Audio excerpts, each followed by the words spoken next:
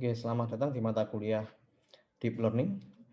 Di video kali ini saya akan menjelaskan bagaimana cara mengimplementasikan metode Convolutional Neural Network atau CNN menggunakan bahasa pemrograman Python. Yang akan kita buat kali ini, kita akan melakukan klasifikasi terhadap sebuah dataset berupa citra atau gambar. Nah, gambar yang akan kita klasifikasikan memiliki dua label, yaitu gambar anjing dan gambar kucing, atau gambar cat atau dog. Anda bisa download terlebih dahulu dataset yang akan kita gunakan sebagai case study. Anda bisa download di Google Classroom. Sudah saya sediakan linknya di sana. Nah, silakan Anda nanti download. Kebetulan di Google Drive saya taruh dataset tersebut di sini. Kita buka Colab Notebook dulu. Nah, di dalam sini saya punya sebuah file dengan nama animal.zip. Bentar. Ini animal.zip. Isi dari folder ini, isi dari file ini, setelah kita unzip, terdiri dari dua data, yaitu data anjing dan data kucing, gambar kucing sama gambar anjing. Langkah pertama yang harus kita lakukan, kita akan mengunzip terlebih dahulu file animal.zip. Caranya adalah kita bisa menggunakan Google Colab ya, untuk melakukan unzipping sebuah file zip ya. Nah, pertama-tama yang harus kita lakukan, kita harus konekkan dulu Google Colab kita dengan Google Drive. Nah, ini saya klik logo Google Drive terlebih dahulu dan saya eksekusi. Setelah itu saya akan diarahkan ke sebuah halaman untuk memverifikasi akun Google Drive saya. Saya pilih akun saya, klik allow. Kita copy kodenya dan kita paste di sini.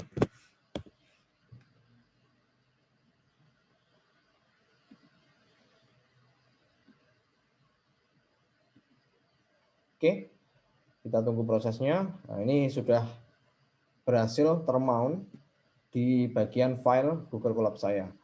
Oke, saya coba refresh terlebih dahulu. Oke, ya, di sini sudah muncul drive ya. Nah, kita bisa akses file-file yang ada di drive saya melalui sini. Nah, langkah selanjutnya, kalau saya ingin melakukan unzip file dataset saya harus masuk dulu ke direktori My Drive Colab Notebooks, sehingga saya harus jadikan My Drive Colab Notebooks sebagai active directory saya. Nah, caranya mudah, saya tinggal pindah saja ke direktori My Drive Colab Notebook ya. Sintaknya sama dengan terminal di Linux. Jadi saya tambahkan change cd ya, change directory drive / my drive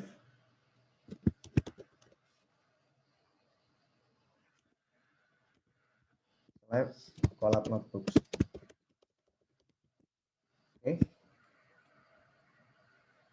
Oke, sekarang active directory saya sudah berada di content drive my drive Colab Notebooks. Saya coba pastikan dulu apakah ada file animal.zip di dalam active directory saya. Saya ketikkan ls. Oke, animal.zip sudah ada. Langkah selanjutnya kita akan melakukan unzipping untuk file animal.zip. Jadi sintaknya adalah kita ketikkan tanda seru unzip spasi animal.zip.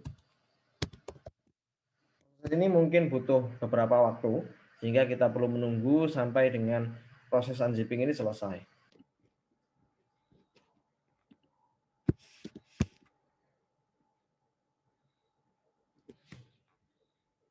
Oke, kita tunggu proses unzippingnya sampai selesai. Ini kurang lebih memakan waktu ya mungkin kurang dari 5 menit ya, kita tunggu saja.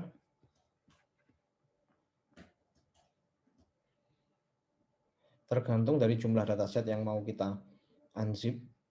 Karena dataset kita cukup banyak, nah, sehingga butuh beberapa waktu ya untuk proses unzipping ini. Jadi kita tunggu saja.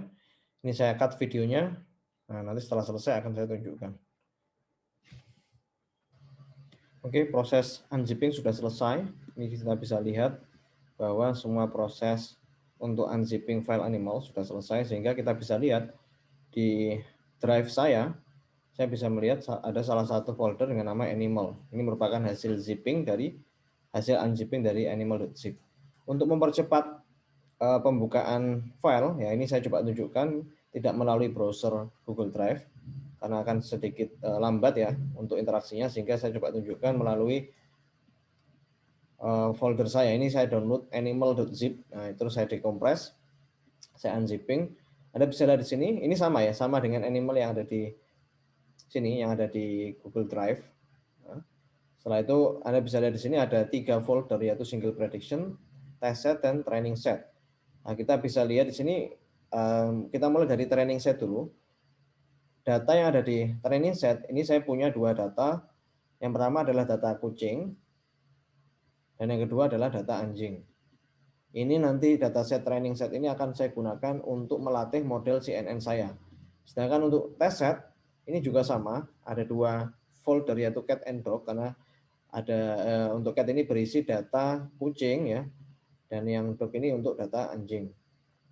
Nah, jadi bedanya adalah kita akan membuat model ya, model CNN menggunakan training set terlebih dahulu. Setelah model kita terbentuk, nanti kita akan validasi dengan test setnya. Nah, kita bisa tahu kira-kira akurasi yang dihasilkan dari model training yang sudah kita buat, model CNN yang sudah kita buat menggunakan data training, kita akan uji cobakan, kita akan validasi dengan data test set ini. Sedangkan di sini ada single prediction. Single prediction ini bisa kita gunakan untuk mengklasifikasikan satu gambar per gambar ya. Jadi satu gambar kita akan klasifikasikan. Misalnya di single prediction ini saya punya 2 file, cat or dog 1 sama cat or dog 2. Nah, kita bisa lihat di sini, ini yang cat or dog 1 gambarnya anjing, yang cat or dog 2 gambarnya kucing. Nah, oke, seperti ini ya. Nah, ini nanti kita akan prediksi 2 gambar ini. Setelah model yang sudah kita buat melalui proses training sudah jadi, terus kita validasi dengan test setnya, akurasinya berapa, kita bisa tahu kira-kira model yang sudah terbentuk, yang kita buat tadi akurasinya berapa. Setelah terbentuk modelnya, nanti kita akan gunakan single prediction untuk memprediksi 2 file ini. Oke, kita kembali lagi ke Google Colab. Oke, ini proses unzippingnya sudah selesai tadi. Langkah selanjutnya saya akan import beberapa library untuk proses pembentukan model CNN. Seperti biasa, untuk membuat sebuah model neural network, kita akan import TensorFlow. Nah, ini saya buat import TensorFlow STF. Setelah itu saya akan panggil library image data generator. Nah, kegunaannya nanti akan saya jelaskan setelah ini. Jadi Anda bisa gunakan code ini, from keras.preprocessing.image import image data generator. Ini nanti kita gunakan untuk mengaugmentasi data image kita. Jadi sebelum data image kita proses untuk proses training, nanti kita akan lakukan preprocessing menggunakan library image data generator. Salah satunya kita akan gunakan data augmentation. Penjelasannya ada setelah ini. Oke, ini saya coba running terlebih dahulu. Oke, ini untuk memperlihatkan versi dari TensorFlow-nya 2.4.1. Setelah itu masuk ke data preprocessing. Nah, ini langkah pertama yang harus kita lakukan, kita membentuk sebuah variabel dengan nama train data gen. Jadi train data gen ini kita gunakan untuk mengambil data training ya. Data training yang sudah kita buat tadi, yang sudah kita unzip tadi, kita akan lakukan preprocessing ya. Jadi nanti data trainingnya akan kita rescale nilai pixelnya dengan dikalikan 1/255. Jadi kita tahu bahwa nanti nilai pixel yang ada di image kita akan dikonversikan mulai dari angka 0 sampai 1. 0 artinya hitam, 1 artinya putih ya, kalau datanya grayscale. Sedangkan untuk data kita adalah RGB, sehingga nanti tiap layer red, green, blue akan kita konversikan nilai pixelnya mulai dari nilai 0 sampai dengan nilai 1. Yang kedua, kita lakukan serange. Nah, serange ini kita gunakan untuk mengubah posisi gambar kita. Nah, gambar kita nanti kita akan putar ya dengan derajat 20. Nah, gunanya apa? Gunanya adalah agar data training kita semakin banyak. Jadi data training mungkin kalau kita punya data gambar anjing ya, gambar anjing waktu data training gambarnya kita ambil dari sudut sekian. Nah, ada kemungkinan data testing kita gambar anjingnya posisinya tidak sama dengan data training, sehingga kita perlu lakukan data augmentation. Ini kita sebut sebagai augmentation image ya. Jadi data augmentation atau augmentation image. Jadi data yang kita miliki kita perkaya dengan cara ya membalik-balikkan posisi gambar data training kita. Ada juga yang kedua adalah zoom range ya. Kita nanti akan juga lakukan zooming ya sebanyak 20%. Jadi nanti data training kita akan zooming, kita akan perbesar sebesar 20%. Gunanya sama agar kita bisa memperbanyak data training kita. Yang keempat adalah horizontal flip. Nah, ini kita akan balik ya, sama dengan range, cuman kalau horizontal flip ini pembalikannya sebesar 180 derajat. Jadi misalnya gambarnya ada gambar anjing yang matanya di bawah, kupingnya di atas, itu gambar normal. Tapi kita akan horizontal ya. Ada kemungkinan nanti data setting itu gambarnya tidak sesuai dengan data training. Jadi ada kemungkinan nanti ada foto yang terbalik. Nah, jadi sama ini kita gunakan untuk memperbanyak data set training kita. Oke, setelah itu kita akan panggil ya, ini train set ya, training set ya, sama dengan train data.flow flow from directory ya. Ini kita gunakan untuk mengambil data training kita. Kita bisa lihat di sini karena kita aktif direkturnya adalah sekarang berada di ini ya, Colab Notebook ya. Jadi nanti dia akan memanggil semua folder ya, semua file yang ada di folder animal training set. Jadi ini kita gunakan untuk membaca data training kita. Nah, setelah itu nanti di dalamnya ya ada target size-nya 64,64, artinya adalah data set training kita yang pixelnya bermacam-macam, ada yang 128 kali 128, ada yang 50 kali 50 dan lain sebagainya. Kita akan kita akan konversikan semua secara beragam dengan nilai pixel 64 kali 64. Nah, sedangkan untuk batch size-nya 32, ini seperti yang saya jelaskan kemarin ya. Untuk batch size ini kita bisa atur sendiri sesuai dengan kelipatan 2 ya. Oke. Dan kelas modenya binary. Kenapa binary? Karena memang kita punya 2 label kelas saja, yaitu anjing sama kucing. Oke, nanti kita akan coba juga untuk dataset yang bukan binary nanti di penjelasan berikutnya. Oke, setelah itu ini kita sudah ambil dataset trainingnya, kita sudah augmentation, kita sudah argumentasi dan juga sudah kita baca data set trainingnya dari file Google Drive kita. Langkah selanjutnya kita akan, ya ini untuk preprocessing data testnya. Nah, ini bedanya untuk yang preprocessing data set, yang kita preproses adalah data testingnya, yang ada di folder test set.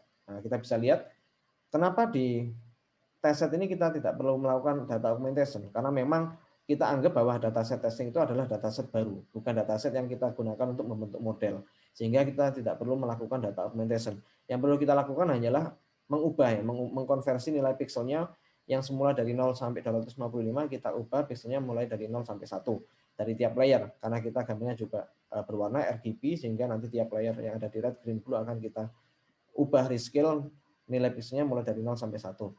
Nah, setelah itu kita juga akan lakukan pembacaan dataset testing kita. Nah, sama seperti yang sebelumnya untuk training set kita hanya ubah direktorinya ada di animal/test set ya.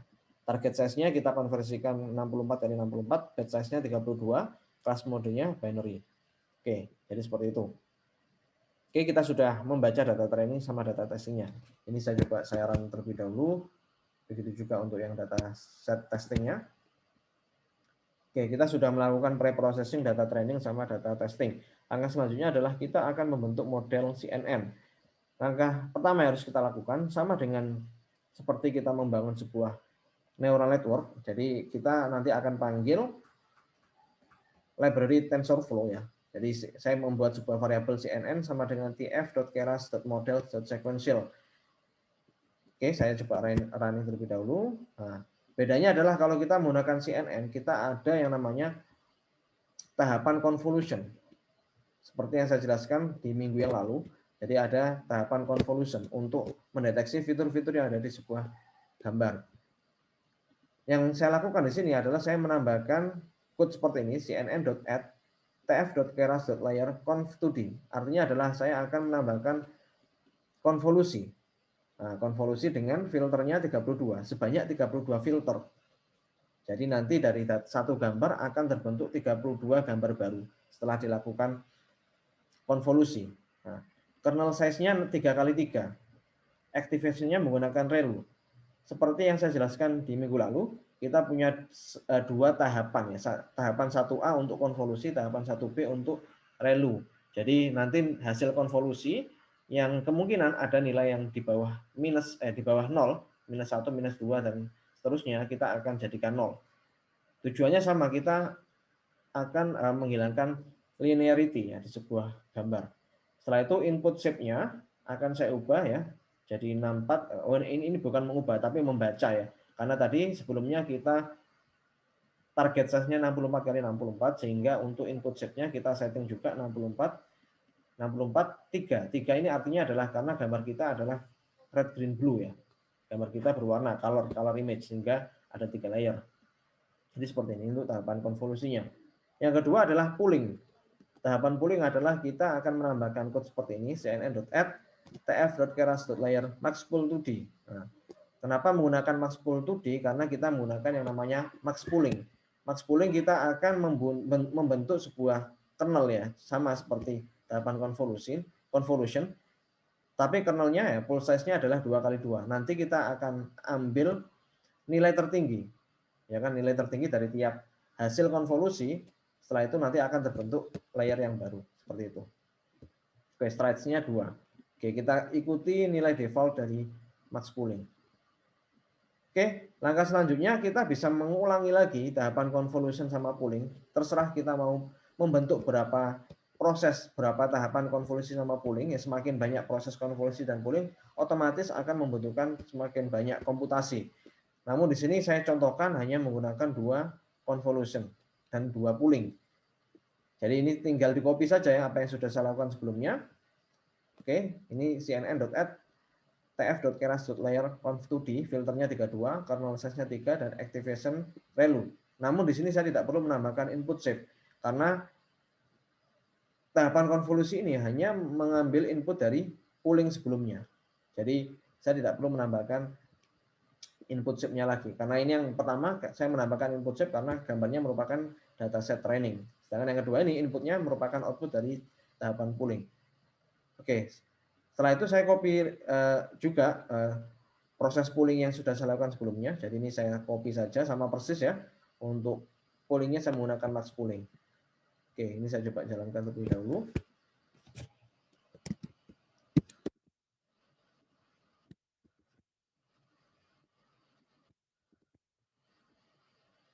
Oke, kita sudah melakukan tahapan convolution dan pooling.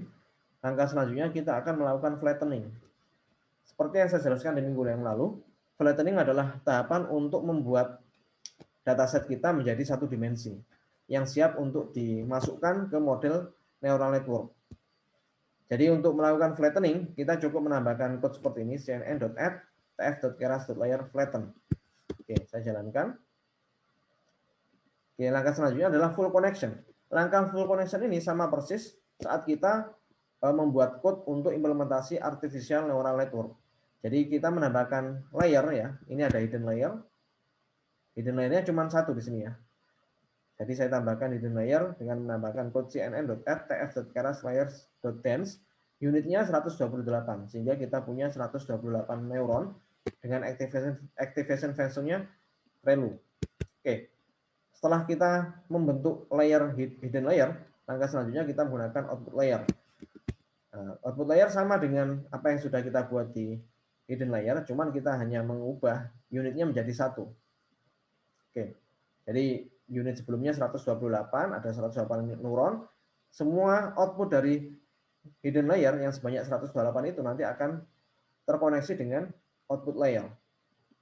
Jumlah output layernya 1, dengan unitnya juga 1. Saya menggunakan activation function sigmoid. Nah, ini nanti bisa kita eksplorasi apakah penggunaan activation function akan berpengaruh ke akurasi sebuah model yang kita bentuk. Karena ini binary classification, hanya ada 2 label, cat dan dog saja, jadi saya menggunakan sigmoid sudah cukup. Oke, ini saya jalankan terlebih dahulu. Oke, setelah kita membentuk model neural network beserta convolution dan poolingnya, langkah selanjutnya adalah kita mengcompile model CNN yang sudah kita desain tadi.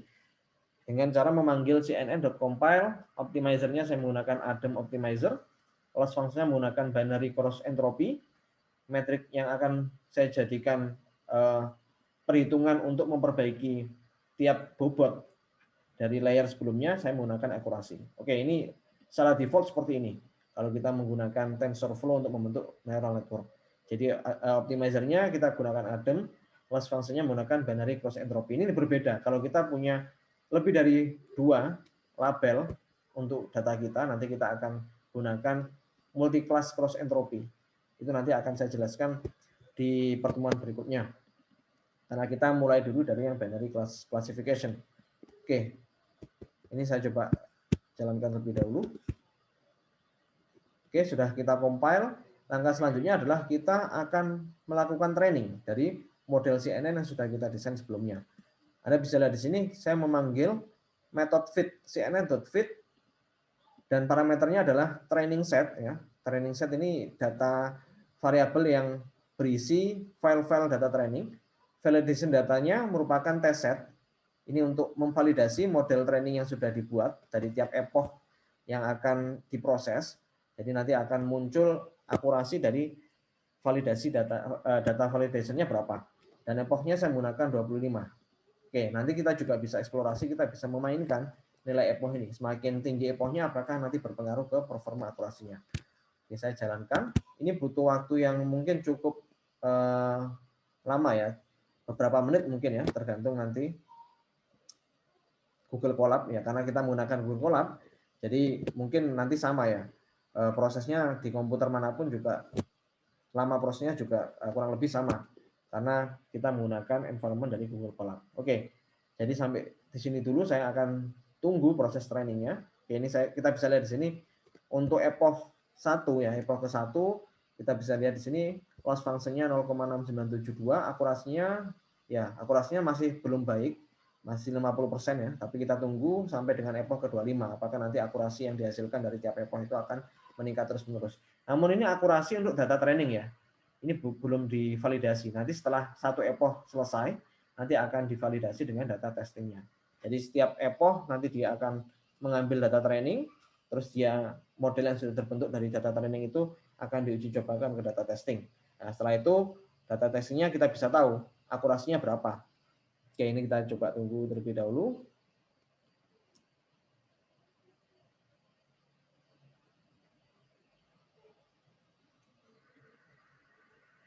Oke, akurasinya masih belum cukup bagus ya untuk data trainingnya, tapi kita tunggu saja. Oke, kita bisa lihat di sini validation akurasinya ya, itu sekitar 0,51, masih sekitar 50%. Masih kurang bagus juga, tapi kita tunggu sampai dengan epoch ke-25. Harusnya nanti data kita akan akurasinya akan semakin meningkat.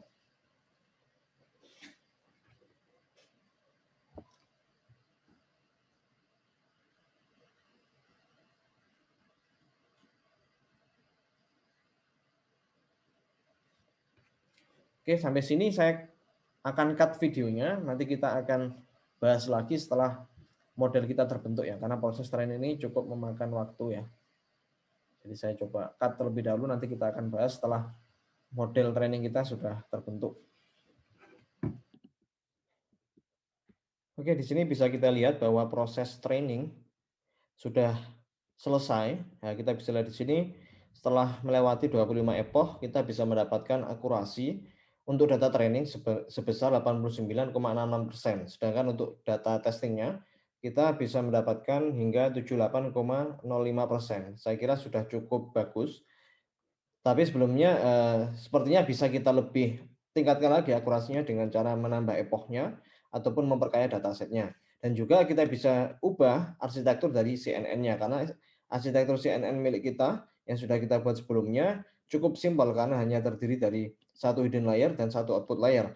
Dan juga kita menggunakan activation function sigmoid ya. Kita belum coba untuk binary, hyperbolic ataupun softmax. Nah, kalau softmax kita harus unitnya 2, tapi kita pakai sigmoid. Oke, kita bisa lihat di sini akurasinya sudah cukup ya, lumayan walaupun memang belum maksimal.